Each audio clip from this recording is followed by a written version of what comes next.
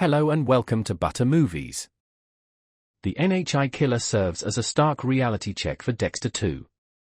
Seeing a new killer take essentially the same approach to killing that Dexter does, but switching the victims to the most oppressed and downtrodden people in society paints Dexter in a new light. Even though he's killing other murderers, Dexter is killing people who he believes deserve to die, and so is the NHI killer. Dexter walks an extremely thin line between vigilante and monster, and the NHI killer shows that he would have easily fallen on the other side of that line if it hadn't been for Harry Morgan. The NHI killer doesn't just serve as a great storytelling device for Dexter, they also shine a light on Harry. If Dexter really is that similar to the NHI killer, and he's just targeting criminals so he won't be caught, then Harry was absolutely right to give Dexter the code. Harry correctly assumed that Dexter was going to become a serial killer, and he knew that he would probably target the same types of people the NHI killer was targeting. If Harry hadn't granted Dexter a moral compass and made him kill criminals, Dexter would slay any innocent person he wanted to. Following a brief hiatus, Dexter, Original Sin Episode 7, The Big Bad Body Problem, returns to drop a major villain twist that may divide audiences. After the confirmation that the ice truck killer Brian Moser was keeping tabs on Dexter in Dexter, Original Sin Episode 6, Episode 7 reveals an even bigger plot twist. Captain Aaron Spencer, played by an otherwise charming Patrick Dempsey, is the series' main villain and Jimmy Powell's murderer. Dexter makes quick work of the Episode 6 cliffhanger, pulling out his handy-dandy Miami Metro credentials to justify his presence at the active crime scene of Tony Furr. While Dexter's tactics in Episode 7 are a bit amateurish, such as dumping Levi Reed's body into a public dumpster in broad daylight, the series still remains compelling and mostly imaginative. Episode 7 also features a hefty chunk of Harry and Laura's backstory and the introduction of another key Dexter killer, the notorious Hector Estrada. Deb continues to bump heads with a high school rival and volleyball teammate but goes too far and gets kicked off the team. She also sticks up for her brother for the first time but loses her closest friend Sophia in the process. While luck has historically been on Dexter's side, it arrives a bit too easily in Episode 7. He sits back and does nothing as his new girlfriend Sophia switches moods from mad to sympathetic to enraged in a matter of minutes. He convinces Angel not to look into Tony Furr's murder just through a simple manipulative redirection to find Jimmy Powell's killer instead. Later, Dexter even probes a room full of cops about how they would hide a body a day after covertly feeding Furr's arm to an alligator. All this reads as quite suspicious and allows Dexter to play with fire a bit too recklessly, especially considering the recent close call with Mad Dog in Episode 4. While it's fun watching Dexter stumble through his origin story, Episode 7 feels like he's let off the hook too. Dexter's conveniences also roll over into the episode's big Aaron Spencer reveal. Tanya applauds Dexter for noticing the obvious spot of blood on the outside of the box containing Nicky Spencer's severed finger. Dexter notices a hesitation cut that he interprets as an indication of familiarity between the kidnapper and Nicky, which is a clever reach.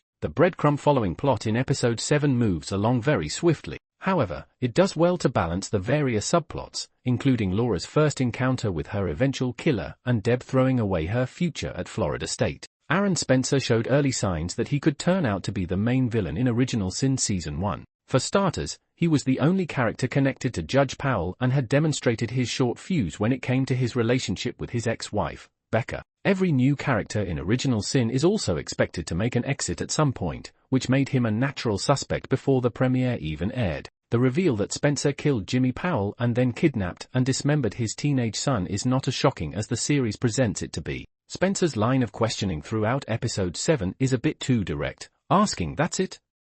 There's nothing else?" after Tanya completes her blood analysis. It's quite clear at that point he's checking to see if he's been exposed. His multiple bulletin board meetings about Jimmy and Nicky also felt performative and a bit too on the nose, which prematurely spelled things out to us. Now that it's certain Aaron is the main kidnapper and murderer, his motive remains the biggest mystery about his character, along with what Dexter plans to do about him. News of a police captain-turned-murderer would leave a stain on Miami Metro for life. It will be interesting to see from this point forward whether Dexter will intervene and frame Aaron's potential death as a murder or even an accident to preserve the integrity of. Levi Reed tried to convince Dexter Morgan that they were the same in Dexter, Original Sin, but there's another serial killer who is much more similar to Dexter.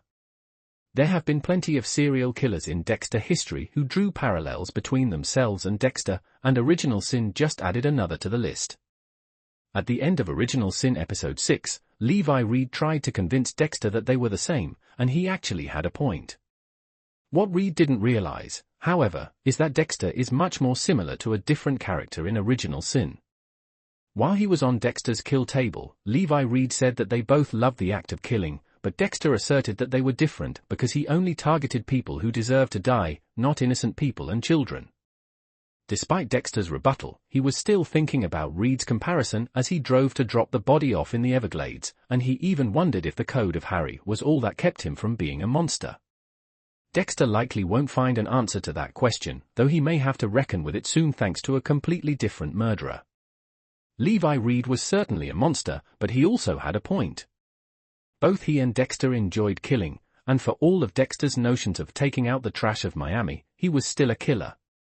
However, Dexter also had a point. His choice of victims compared to Levi Reed, who targeted innocent families and children, put a wide gulf between them. While there are definitely some similarities between Levi Reed and Dexter, there's a third serial killer in Original Sin who is a much better parallel to him, the NHI killer. Earlier in the episode, Dexter discovered a new serial killer who was targeting NHIs, an acronym for No Humans Involved, that refers to victims who were homeless, gay, or addicted to drugs.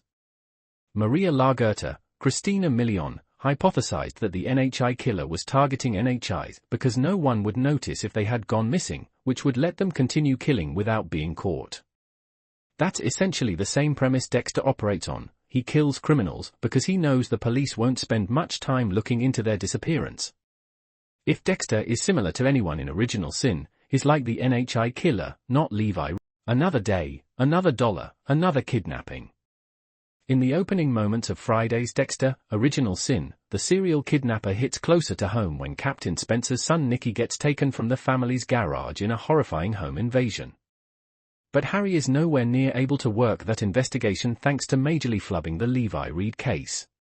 So he, Dexter and Lagerta head to a new crime scene where the deceased's head is covered with 2 plastic bags. Dexter hypothesizes that the death could possibly be connected to some of the area's other kills, like the sex worker in Coconut Grove. Despite the different methods of murder, he says each kill has been more intimate and refined, almost as if it's evolving. And according to the FBI, 3 murders by the same perpetrator equals a serial killer by definition. Lagerta isn't sold, at least until later when she finds a connection between the 3 Vics. All of them had no family or next of kin. They were completely isolated. Did the killer intentionally select his targets? Meanwhile, Dexter continues to eye Levi Reed, who would make kill number 3 for him, the magic number. There's no question the guy meets the code, but before we can follow Dexter's next kill, Spencer's wife comes into the station with a black eye. Spencer tries to interrogate his ex about the abduction, but she's traumatized and can't offer up any useful information. In the 70s, Harry and Laura both feel uncomfortable about their trysts, though the connection between them does feel real. It's been over a year since she's been working as his CI, but Harry says he needs her to make just one meeting with Estrada before he can cut her loose. When she goes in for her next meeting, a man who skimmed off the top of the organization is tied to a chair and his finger is cut off in front of her. Looks like you just got yourself a promotion, she's told. Laura is obviously terrified after the encounter and she wants out. As Harry explains that it's the only way he's been able to keep her out of jail, Bobby interrupts. Doris is going into labor. When Harry arrives at the hospital, the baby is already born, and in a surprise twist, Doris tells Harry he's got to end it. At the end of Dexter, Original Sin Episode 6, Tony Ferrer's arm and signature ring are discovered by Florida police officers in the Everglades. While Dexter had deposited the body of Nurse Mary there before, who was eaten up by alligators, it appears that Ferrer's body was not completely consumed by the natural wildlife. Ferrer's arm had already surfaced at the end of a previous episode, which was a foreshadowing of the events to come at the end of Original Sin Episode 6. Dexter will have to find a way out of his conversation with the police officer, who asks him what business he had being at the scene of the crime. Tony Ferrer, Dexter's second kill, was the first one that required him to do some real scouting work. After learning about the tragic story of Carla and Renee Carbullo, Dexter had all the justification he needed to take Tony off the streets. Tony may not have been a classic serial killer, but he was a financial predator that fed off disadvantaged people within his own community. Dexter killing Tony Furr likely saved a lot of people from making the same mistake as Renee and Raul did, which ended up costing them their lives. Dexter killed Tony in the center of a sports arena after pretending to need money from him under a false alias. Dexter will likely find a clever way out of his predicament with the police officer at the end of Original Sin Episode 6. He will probably lie and say something like he got lost, or he may have to pull his Miami Metro credentials if the cop doesn't buy his lost story. Dexter has shown up at his own crime scenes early in the original series, so this could be the prequel series' first example of that. It's highly unlikely that Dexter will become the contract killer named Mad Dog's been flattened by a car, so what's a serial killer in training to do? Some cleanup, and fast. In Friday's Dexter, Original Sin, both Dex and Harry make huge mistakes that nearly cost them. But were any lessons learned? Let's break it all down. Dexter calculates that he has about 15 minutes to clean things up before Miami Metro arrives on the scene. He uses a blacklight to check for blood and rolls up his plastic sheets, but the police are faster than usual to respond. Fortunately, Dex makes his escape without being seen or heard, or so he thinks. Dexter, Original Sin Episode 5, F is for F***** K up reveals a massive and unexpected twist about Harry and Dexter Morgan. After a strong Dexter, Original Sin premiere and a vintage double episode release with episodes 2 and 3, the Dexter, Original Episodes 4 and 5 continue to make impressive and entertaining strides for the series. Dexter, Original Sin Episode 5 narrows its focus on Harry's backstory through multiple timelines. One of the most stunning twists in Dexter, Original Sin thus far is Dexter putting Harry on his killing table at the end of Season 1, Episode 5. Dexter removed nearly all of Harry's clothes after sedating him and taping him to his killing table, making sure to dress up his own house with plastic wrap and all. While it makes for a very unexpected scene, Dexter was only trying to prove a point to Harry about his improved killing methods. He never intended to kill Harry, obviously.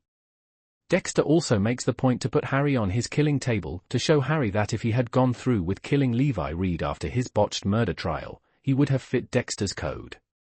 Harry was spiraling out of control after getting too drunk at a bar and nearly killed Levi Reed outside his house with a silence pistol.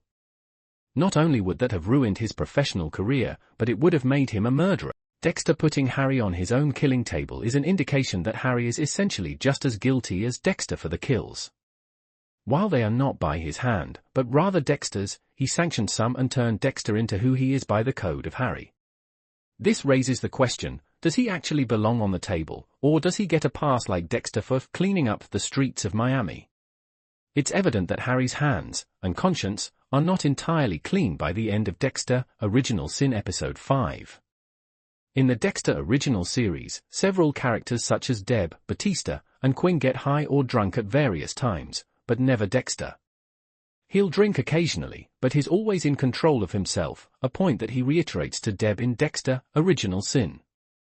This just goes to show how much more difficult it became for him to control his dark passenger as he got older and kept killing, since he couldn't risk losing that control with drugs or alcohol.